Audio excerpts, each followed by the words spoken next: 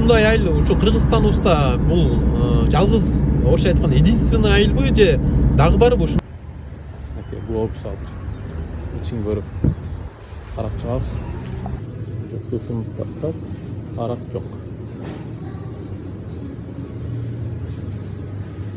Мынакей туугандар, өзүңүздөр көргөндөй сатылбайт глобустун ичинде.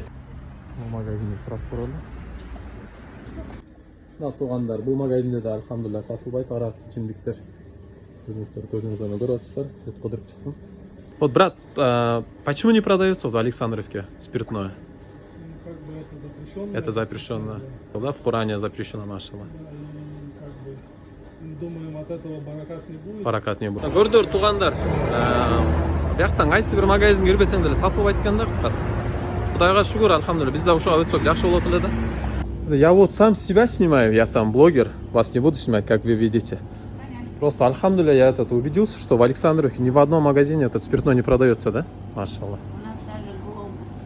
Глобус даже, да? Я вот заходил недавно. А это вот глобус, как вы не знаете, может, это от требования жителей или они сами вы потребовали, машалла? Только с этим условием они открыли. С этим условием, да? Машалла. А может просто магазин сниму я, что точно нету, да? Мынакей туугандар көрүп атасыздар. Спиртной жок.